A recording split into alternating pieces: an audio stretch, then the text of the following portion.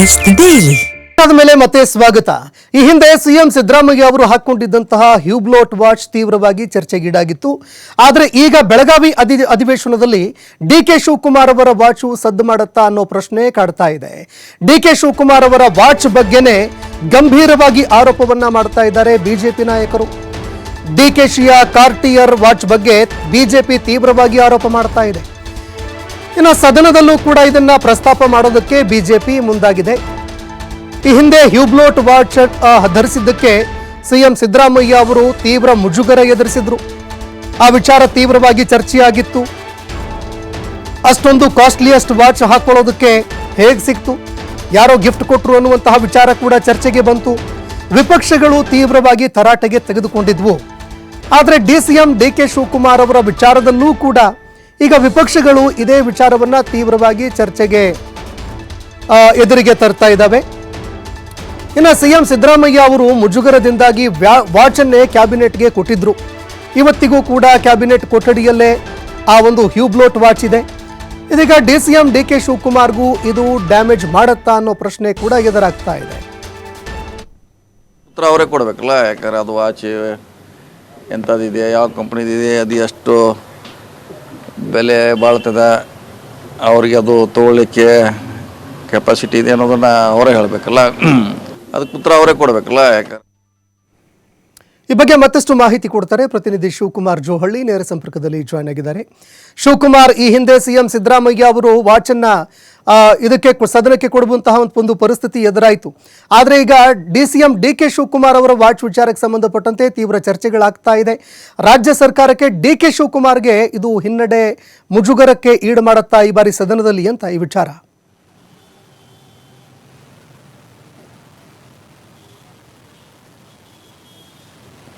ಸಂತೋಷ್, ಈ ಸುಮ್ಮನೆ ಇರಲಾರ್ದವರು ಇರುವೆನ ಮೈ ಮೇಲೆ ಬಿಟ್ಕೊಂಡ್ರು ಅಂತೇಳಿ ಒಂದು ಗಾದೆ ಮಾತಿದೆ.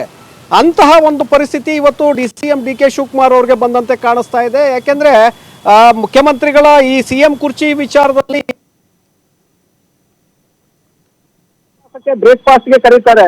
ಬ್ರೇಕ್ಫಾಸ್ಟ್ ಏನೋ ಕೊಟ್ಟರು, ಇಬ್ರು ಕೂಡ ಬಾಯಿ ಎಂದು. ಆದ್ರೆ ಅವರು ಕಟ್ಟಿದ್ದಂತಹ ವಾಚ್ ಇತ್ತಲ್ಲ, ಇದು ಮಾಧ್ಯಮಗಳಲ್ಲಿ ಯಾವಾಗ ಸದ್ದು ಮಾಡ್ತು, ಹಾಗಾಗಿ ಪ್ರತಿಪಕ್ಷಗಳು ಇವತ್ತು ಅದೇ ವಿಚಾರವನ್ನ ಇಟ್ಕೊಂಡು ಡಿಕೆ ಶಿವಕುಮಾರ್ ಅವರ ವಿರುದ್ಧವಾಗಿ ಆಕ್ರೋಶವನ್ನು ಹಾಕ್ತಾ ಇದ್ದಾರೆ. ಹ್ಯೂಬ್ಲೋಟ್ ವಾಚ್ ಅನ್ನ ಡಿಕೆ ಶಿವಕುಮಾರ್ ಅವರು ಅಫಿಡವಿಟ್ ನಲ್ಲಿ ಯಾಕೆ ಉಲ್ಲೇಖ ಮಾಡಿಲ್ಲ ಅನ್ನುವಂತ ಆರೋಪಗಳನ್ನ ಇಟ್ಕೊಂಡು ಮೇಲ್ಮನೆ ಪ್ರತಿಪಕ್ಷ ನಾಯಕ ಚಲವಾದಿ ನಾರಾಯಣಸ್ವಾಮಿ ಆರೋಪವನ್ನ ಮಾಡ್ತಾ ಇದ್ದಾರೆ. ಹಿಂದೆ ಸಿದ್ದರಾಮಯ್ಯನವ್ರಿಗೂ ಕೂಡ ಇದೇ ಹ್ಯೂಬ್ಲೋಟ್ ವಾಚ್ ಸಾಕಷ್ಟು ಡ್ಯಾಮೇಜ್ ಅನ್ನ ಮಾಡಿತ್ತು ಅವರ ವ್ಯಕ್ತಿತ್ವಕ್ಕೆ. 2013ರಿಂದ 2018ರವರೆಗೆ ಸಿದ್ದರಾಮಯ್ಯನವರು ಮುಖ್ಯಮಂತ್ರಿ ಆಗಿರ್ತಾರೆ. ಆ ಸಂದರ್ಭದಲ್ಲಿ ಯಾರೋ ಸ್ನೇಹಿತರು ನನಗೆ ವಾಚ್ ಅನ್ನ ಗಿಫ್ಟ್ ಕೊಟ್ರು ಅಂತೇಳಿ ಕಟ್ಟಿರ್ತಾರೆ. ಅವರು ಕೂಡ ಇದೇ ರೀತಿಯಾಗಿ ಸಿಗಾಕೊಳ್ತಾರೆ. ಆಗ ವಾಚ್ ಯಾಕಂದ್ರೆ ರಾಷ್ಟ್ರೀಯ ಮಟ್ಟದಲ್ಲಿ ಸದ್ದು ಮಾಡುತ್ತೆ. ರಾಷ್ಟ್ರೀಯ ಮಟ್ಟದಲ್ಲಿ ಈ ಸಿದ್ದರಾಮಯ್ಯನವರ ಹ್ಯೂಬ್ಲೋಟ್ ವಾಚ್ ಚರ್ಚೆಗೆ ಬರುತ್ತೆ. ಸಮಾಜವಾದಿ ಸಿದ್ಧಾಂತದ ಮೂಲಕ ಬಂದಂತಹ ಸಿದ್ದರಾಮಯ್ಯನವರು ರಾಜಕಾರಣಕ್ಕೆ ಇಷ್ಟೊಂದು ದುಬಾರಿ ಗಿಫ್ಟ್ ಅನ್ನ ವಾಚ್ ಅನ್ನ ಕಟ್ಕೊಳ್ಳುವಂತಹ ಅವಶ್ಯಕತೆ ಏನಿತ್ತು ಅಂತೇಳಿ ಅಲ್ಲಿ ಚರ್ಚೆ ಆಗತ್ತೆ. ಯಾವಾಗ ರಾಷ್ಟ್ರೀಯ ಮಟ್ಟದಲ್ಲಿ ಸದ್ದು ಮಾಡುತ್ತೆ, ಇದು ಪಕ್ಷ ಮತ್ತೆ ಸರ್ಕಾರಕ್ಕೆ ಅವತ್ತಿನ ಸಂದರ್ಭದಲ್ಲಿ ಡ್ಯಾಮೇಜ್ ಆಗುತ್ತೆ. ಆ ಕಾರಣಕ್ಕೆ ಈ ವಾಚು ಬೇಡ, ಏನು ಬೇಡಪ್ಪ ಅಂತೇಳಿ ಕ್ಯಾಬಿನೆಟ್ ಸಭೆಯಲ್ಲೇ ಸಿದ್ದರಾಮಯ್ಯನವರು ವಾಚನ್ನ ಬಿಟ್ಟು ಕೆಳಗಡೆ ಇರ್ತಾರೆ. ಸೊ ಇವತ್ತಿಗೂ ಕೂಡ ವಿಧಾನಸಭೆ ಕ್ಯಾಬಿನೆಟ್ ಹಾಲ್ ನಲ್ಲಿ ಆ ವಾಚನ್ನ ಹಾಗೆ ಇದಾಗಿದೆ. ಇದೀಗ ಅದೇ ರೀತಿಯಾದಂತ ಒಂದು ಸಂಕಷ್ಟ ಡಿಕೆ ಶಿವಕುಮಾರ್ ಅವ್ರಿಗೆ ಎದುರಾದಂತೆ ಕಾಣಿಸ್ತಾ ಇದೆ. ಪ್ರತಿಪಕ್ಷಗಳು ಇದನ್ನೇ ಮುಂದಿಟ್ಕೊಂಡು ಡಿಕೆ ಶಿವಕುಮಾರ್ ಕಟ್ಟಿರುವಂತಹ ವಾಚ್ ಅದರ ಬೆಲೆ ಎಷ್ಟು, ಯಾಕೆಂದ್ರೆ ಚಲವಾದಿ ನಾರಾಯಣಸ್ವಾಮಿ ಅವರು ಹೇಳ್ತಾ ಇರುವಂತದ್ದು ಡಿಕೆ ಶಿವಕುಮಾರ್ ಈಗಾಗಲೇ ಸ್ಪಷ್ಟನೆಯನ್ನ ಕೊಟ್ಟಿದ್ದಾರೆ. ಹೌದು, ನಾನು ಆಸ್ಟ್ರೇಲಿಯಾ ಪ್ರವಾಸಕ್ಕೆ ಹೋದಂತಹ ಸಂದರ್ಭದಲ್ಲಿ 26 ಲಕ್ಷ ರೂಪಾಯಿಗಳನ್ನ ಕೊಟ್ಟು ನಾನು ವಾಚನ್ನ ಖರೀದಿ ಮಾಡಿದ್ದೆ ಅಂತೇಳಿ ಒಂದು ಸ್ಪಷ್ಟನೆಯನ್ನ ಕೊಟ್ಟಿದ್ದಾರೆ. ಜೊತೆಗೆ ಚುನಾವಣಾ ಅಫಿಡವಿಟ್ ನಲ್ಲೂ ಕೂಡ ನಾನು ಅದನ್ನ ಮೆನ್ಷನ್ ಮಾಡಿದ್ದೆ ಅನ್ನುವಂತ ವಿಚಾರವನ್ನು ಕೂಡ ಹೇಳ್ತಾರೆ. ಆದ್ರೆ ಈಗ ಬಿಜೆಪಿ ನಾಯಕರು ಎತ್ತುತ್ತಾ ಇರುವಂತಹ ಪ್ರಶ್ನೆ, ಒಂದು ರೋಲೆಕ್ಸ್ ವಾಚ್ ಬಗ್ಗೆ ನೀವು ಉಲ್ಲೇಖವನ್ನ ಮಾಡಿದ್ರಿ, ಅದರ ಬೆಲೆ 9 ಲಕ್ಷ. ಹಾಗೆ ಕಾರ್ಟಿಯರ್ ವಾಚ್ ಒಂದು ಮೆನ್ಷನ್ ಮಾಡಿದ್ರಿ, 23 ಲಕ್ಷ ಅದಕ್ಕೆ ಬೆಲೆ ಇದೆ. ಇನ್ನೊಂದು ಕಾರ್ಟಿಯರ್ ವಾಚ್ ಮೆನ್ಷನ್ ಮಾಡಿದ್ರಿ, ಅದಕ್ಕೆ 13 ಲಕ್ಷ ಇದೆ. ಆದ್ರೆ ಹ್ಯೂಬ್ಲೋಟ್ ವಾಚ್ ಎಲ್ಲಿಗೆ ಹೋಗಿದೆ, ಇದನ್ನ ಯಾಕೆ ನೀವು ಮೆನ್ಷನ್ ಮಾಡಿಲ್ಲ ಅನ್ನುವಂತ ಒಂದು ಪ್ರಶ್ನೆಯನ್ನ ಚಲವಾದಿ ನಾರಾಯಣಸ್ವಾಮಿ ಅವರು ಎತ್ತಿದ್ದಾರೆ. ನೀವು 100 ವಾಚ್ಗಳನ್ನ ನೀವು ಪರ್ಚೇಸ್ ಮಾಡಿ, ನಮ್ಮ ತಕರಾರಿಲ್ಲ.